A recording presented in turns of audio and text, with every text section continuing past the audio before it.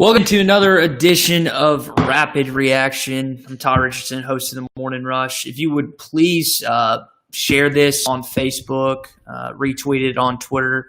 We're taking comments during this duration of this program, just kind of recapping what Feleipe Franks had to say, and then might touch on some Jonathan Marshall stuff as well. But it's definitely going to be heavily Feleipe Franks, as many people want to know what the starting quarterback for the Arkansas Razorback, what's kind of going through his mind right now, what he's thinking about everything. Spud already chiming in here in the comment line. And one of the cool things about this rapid reaction segment is you can comment and we'll get it up on screen. Again, feel free to share this on social media, whether it's Facebook, whether it's Twitter. I think you can share this broadcast as well on YouTube. Spud chiming in says, this is what Feleipe Franks had to say.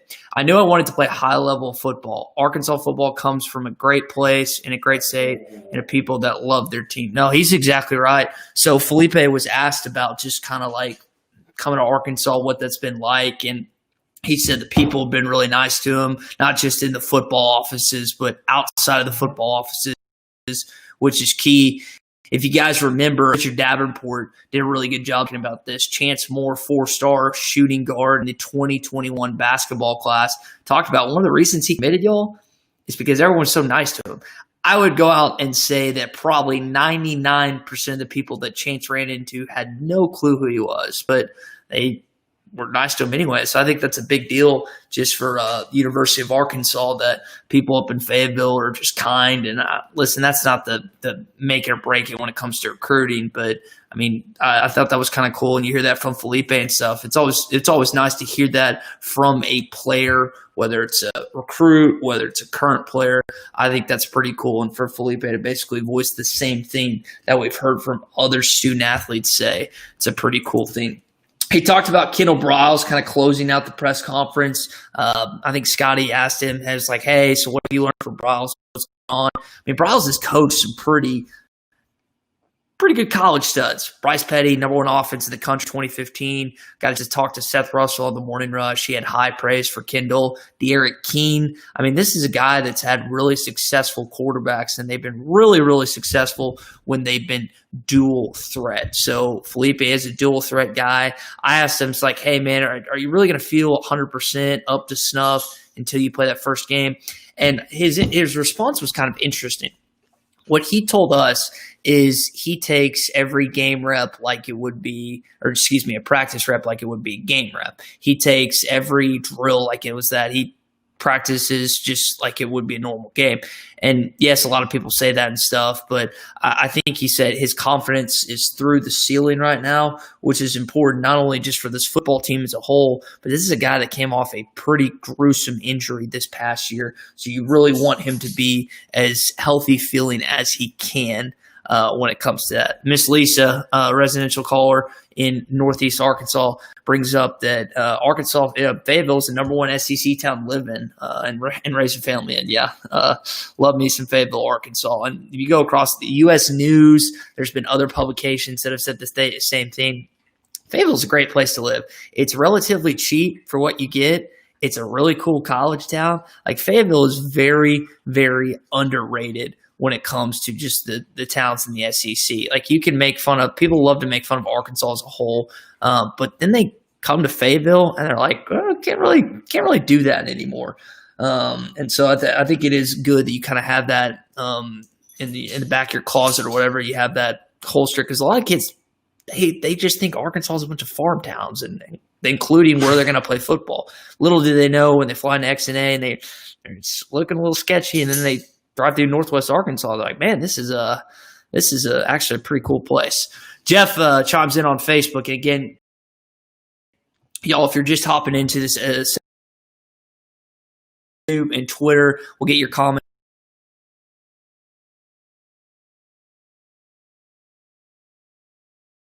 I know we have the talent on offense, but 2 years Chud Morris has to be scared. I can tell you right now, Jeff, this team is not going to have a Houston Nutt 1998 turnaround. Now, you'd love for that to happen. I'd love for me to be completely wrong. I'd love for this team to go 7-3 this year.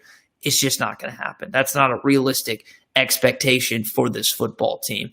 I think it's completely, like, to say this team is not going to take a step forward. I think you'll see this team play better at times, if not the majority of games that they did last season. But I don't know what that's going to translate to wins. I've been on the record saying I think they're going to beat Missouri. I don't have them winning another SEC game. I've gotten burned the last couple of years going on the high side. I'm going on the low side this year. But again, Tommy always brings up when we discuss this on the Morning Rush, you almost it's not like you completely take the last 2 years, the last 3 years out of the equation, but at a certain point and say longer should affect us like that we think they're going to.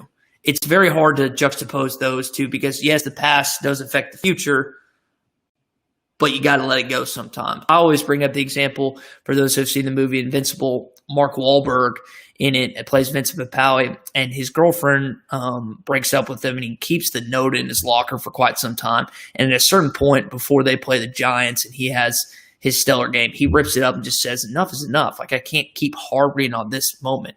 You hope the players in that locker room are not harboring on these 2 crappy seasons and really 3 crappy seasons if they're seniors now that they've had the last couple of years. At some point, yes, use it as motivation, but you got to let it go. That's what they have to do this upcoming season. And they're approaching it. We've heard from Mike Woods. We've heard from other players that they're excited about a 10-game SEC schedule. I think, listen, no first-year Division I head football coach wants to be slotted with 10 games. Like Sam Pittman, I know that he from a political and PR perspective, he's never going to say, man, it stinks that we have to play 10 SEC games. You have to take the mindset, hey, we get to play 10 SEC games. Now, in reality, you would rather play 12 games, 4 non-cons, and 8 SEC games, but that's not when you've been slated with COVID and everything. So, Paul, you're exactly right. I do need better internet. Plus, the webcam I have keeps zooming in and out, so this is just my computer webcam. It's still better, I think, a little bit. It's kind of the wavy or whatever. We'll just deal with it. Let's see what else stands out from what Feleipe Franks was saying.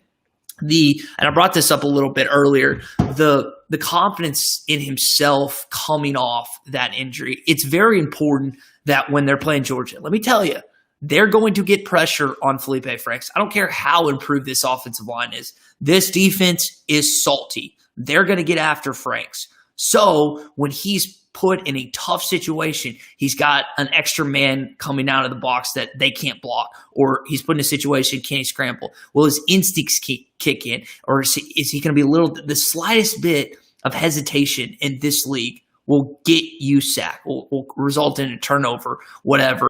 It sounds like from what he's saying in the press conference that he's 100% confident in his recovery. But, and listen, he can tell me about practice. He can tell me about reps. He can tell me about scrimmages all you want. Until you actually have someone gunning for your legs or trying to put you on your keister every single play. Because let's be honest, scrimmaging, you're in the green, you're not getting hit, these reps, you're not worried about getting injured. It is a completely different scenario when Georgia, Kirby Smart, I know he's not the DC, but he's lining up a blitz package and he gets in on the blind side or he sees a guy coming. That is a completely different scenario for Feleipe Franks. I'm curious how he responds based on what he's saying. He says he's feel fine, but until we actually see it with our own 2 eyes, I'm still just the slightest bit apprehensive when it comes to that. But at least he's sounding confident. You can't sound scared in the press conference. He's at least doing one thing right. Now he has to show that he's not worried about getting re-injured. He has to show that he's willing to take a hit or pick up that extra yard or stuff. That's very important for this football team because if you're a defensive player, if you're another offensive player, just a teammate of Franks, and you see him diving for extra yards or trying to get the first down, not going out of bounds or whatever, gives you, man, this guy is an NFL future. But he's laying out. He's doing whatever it takes to help this.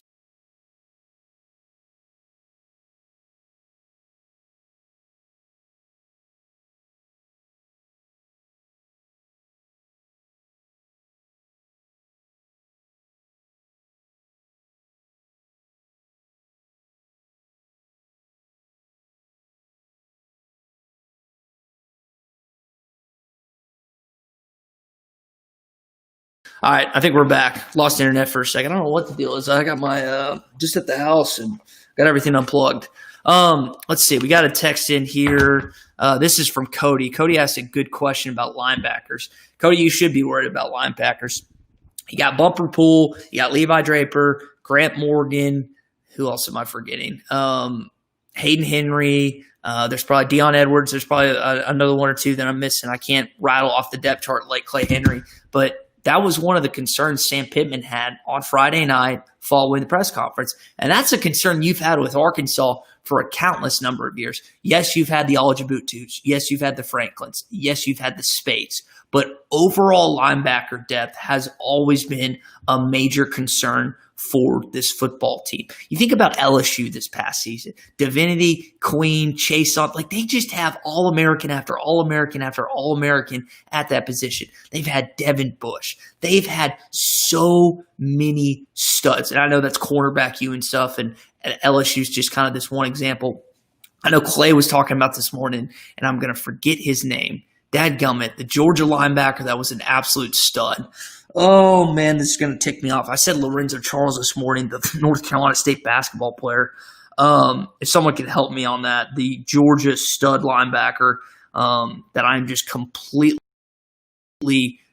blanking on his name. If someone could text that in, that would be fantastic. But, I mean, they it's not just Georgia that Georgia had like the most drafted in the NFL.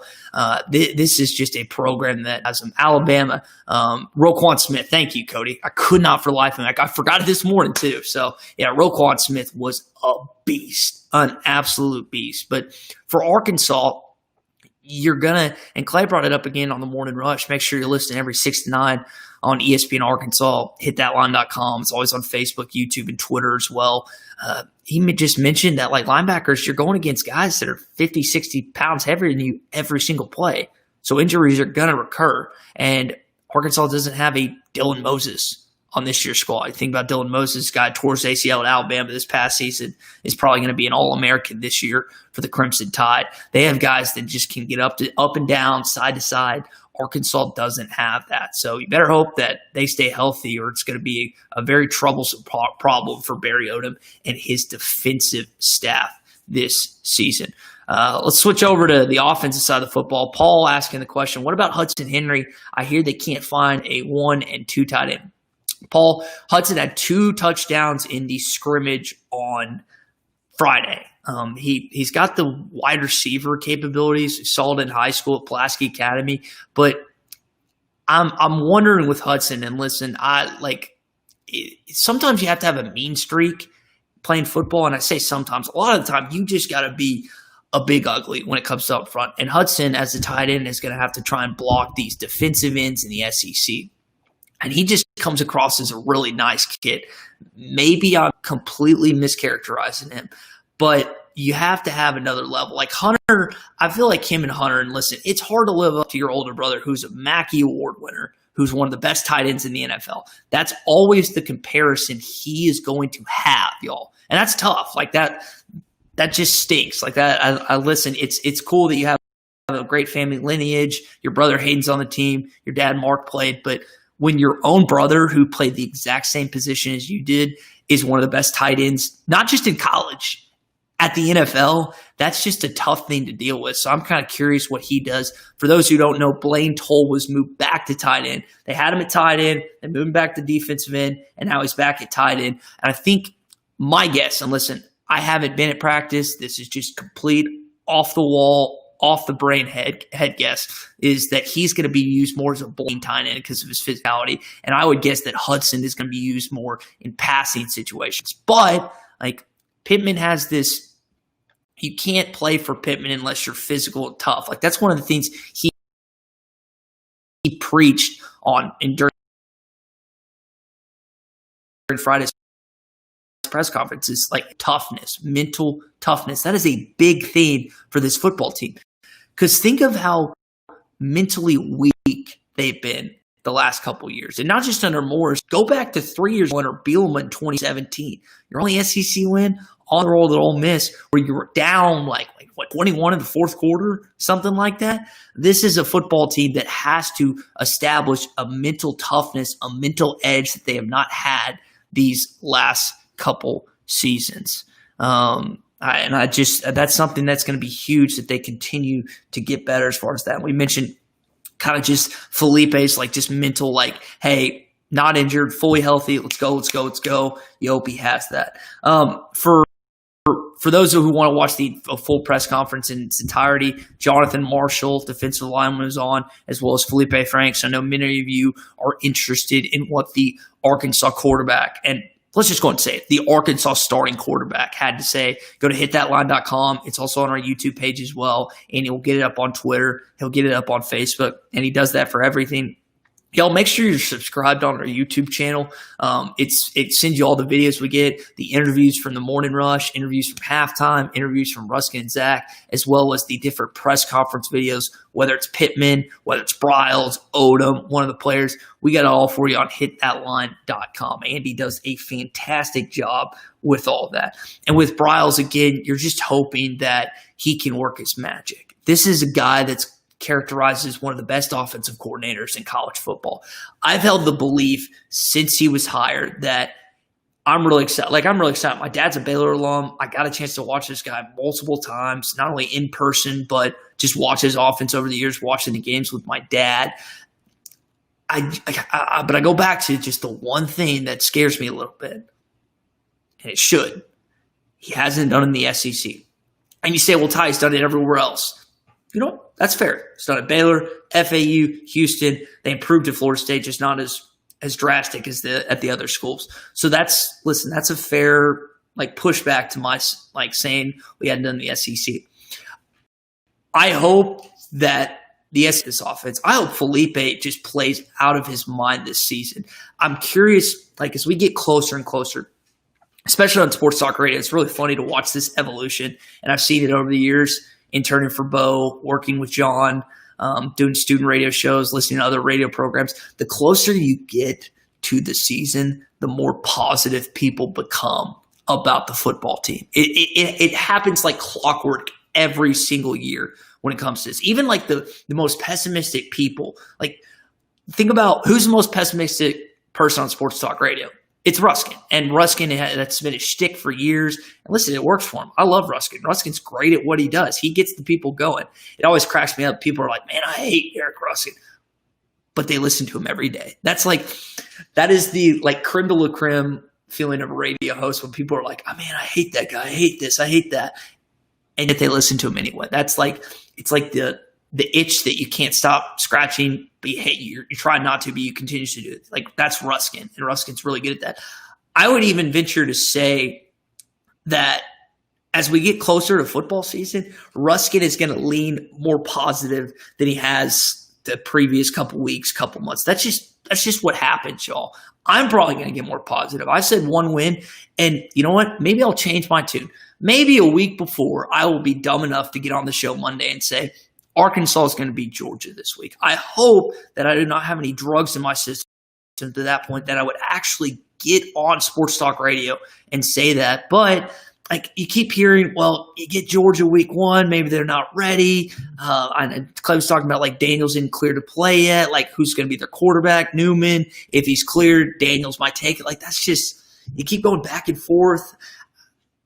Are you trying to just pull positive out of thin air when it comes to that game? I don't know. That's you get them at home. Pittman knows their personnel. You ever seen the movie Miracle? That's basically what you're saying when it comes to that particular game.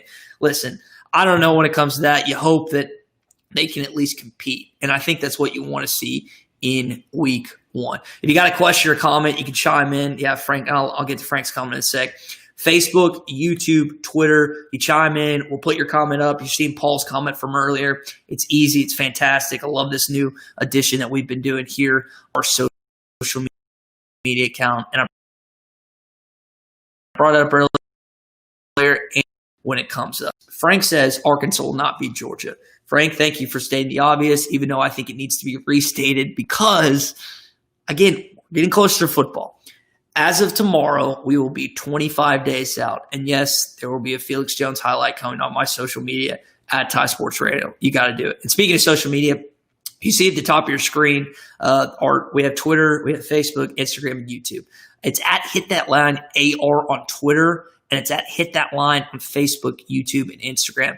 If you have those social media accounts, follow us. We got the up-to-date sports information as far as Arkansas sports are concerned. We always have just the interviews that are coming on. You want to stay up to date. It's like, hey, who's coming on the morning rush? Who's coming on halftime? Who's coming on Ruskin and Zach? Speaking of who's coming on the morning rush, a guy by the name of Darren McFadden is going to be joining us tomorrow at 8 a.m. Really excited to talk to Darren, my favorite player of all time, many of you's favorite player of all time, robbed of not one, but 2 Heisman trophies. So really excited to talk to, I almost said Feleipe Franks. I'm reading this quote. Really excited to talk to Darren McFadden tomorrow as far as that goes. So that's going to really do it for this edition. I listened to Marshall. I was trying to pick out something that Jonathan had to say that maybe stood out. Said some good things about Julian Coates, Xavier Kelly, but I know the majority of your attention is going to be paid about what's coming out of the starting quarterback's mouth, and that is Feleipe Franks. So that's going to do it again for this edition of Rapid Reaction. You want to watch the entire interview, hitthatline.com and YouTube. That's where you'll see it for Feleipe Franks. Morning Rush, 8